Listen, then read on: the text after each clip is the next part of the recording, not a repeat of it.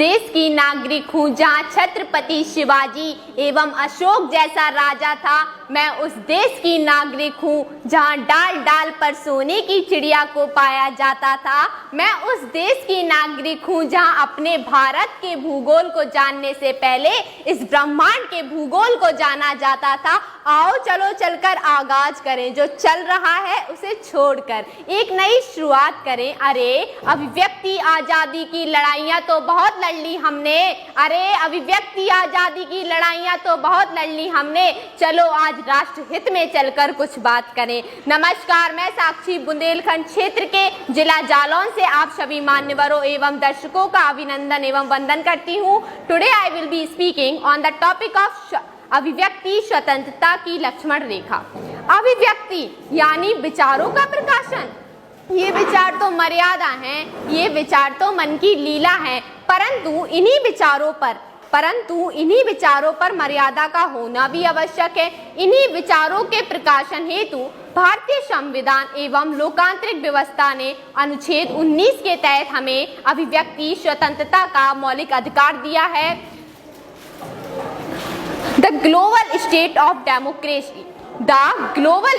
Democracy, इसके अनुसार विश्व में केवल 165 देश ही ऐसे हैं जिन्होंने इस मौलिक अधिकार का पूर्णतः प्रयोग करके अपने नागरिकों को प्रदान किया है, हाँ, अगर भारत परपक्ष से बोले तो हमारे लिए न केवल अधिकारी बल्कि हमारे लिए भारत की सभ्यता, भारत की संस्कृति एवं भारत की ऐसी झलकें जो एक व्यक्ति को मोह लेती है वो भी जरूरी है। पूर्व स्वतंत्र भारत में हमारे वो पत्रकार जो अपनी कलमों के तलवारों से इस दुनिया के नागरिकों को जागरूक कर गए थे, आज वही पत्रकार किसी न किसी एक विचारधारा के हाथों की कठपुतली बन गए हैं। According to Kerala High Court, feedback is not licensed to abuse justice system with a little knowledge about judiciary। अगर एनसीआरबी की माने तो पिछले 7 वर्षों में अभिव्यक्ति के नाम पर हिंसा का प्रसाद 500% से भी ज़्यादा बढ़ गया। हाँ, अब हमें ये जानना जरूरी है कि आलोचना और अपमान में क्या अंतर है। We need to understand freedom of speech with responsibility. अगर हम ये जानेंगे, क्योंकि इस पे हमारा हक है, क्योंकि मर्यादा से स्वतंत्रता भी परतंत्रता ही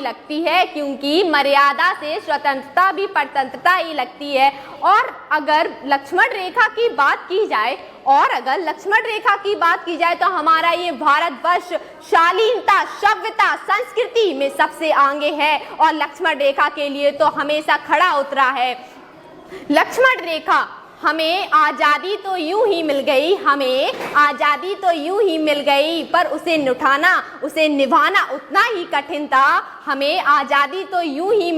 पर उसे निभाना उतना ही कठिन था। अरे अभिव्यक्ति की आज़ादी भी हमें यूं ही मिल गई, पर उसके लिए लक्ष्मण रेखा हमें स्वयं बनना होगा।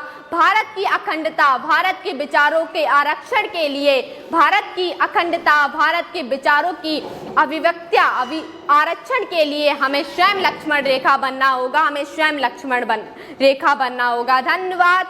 जय हिंद, जय भारत। आपको हिंदी दिवस की हार्दिक शुभकामनाएं।